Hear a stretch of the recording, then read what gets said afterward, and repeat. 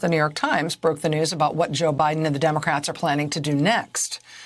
A giant new infrastructure bill, even bigger than the COVID relief bill, the way it's at least initially being conceived. They're aiming at a once in several generations, huge investment to build and rebuild schools, roads, bridges, rail lines, ports, the electric grid, water systems, sewer systems, electric vehicle charging stations across the country, rural broadband, high-speed 5G wireless service.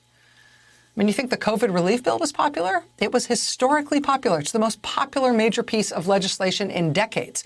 But all those things I just listed in the infrastructure bill, they are likely to be even more popular than the COVID relief bill was. Even Republicans in Congress say they think the U.S. ought to be investing more, making historic investments in our decrepit infrastructure.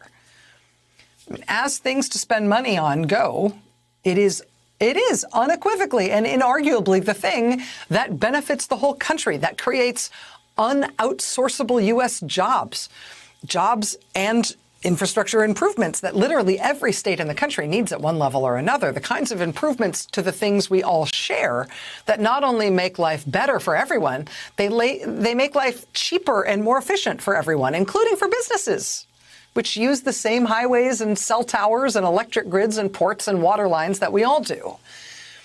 It is the sort of thing that hypothetically is a nonpartisan interest, a bipartisan shared priority, theoretically, for all sorts of rational reasons. What will Republicans do? They'll vote no on all of it. We know. But maybe the Democrats can do it anyway, the way they did with COVID relief. The Beltway press is already harumphing at the audacity of the ambition in this next thing the Democrats are teeing up, despite the fact that the infrastructure bill will be phenomenally popular, at least the parts of it that they've announced thus far. Those parts that I just described. The Beltway press is frankly not used to the federal government and Congress actually doing stuff that has a tangible effect in real Americans' lives, and they like it. So you're seeing all this tut-tutting and harumphing already that they want to do something else big after they did a big COVID relief bill already. We'll see. I mean, the Beltway press is right, though, that Democrats would have a much more certain and straightforward path to do a big infrastructure bill and to do everything else they want to do if they reform the filibuster.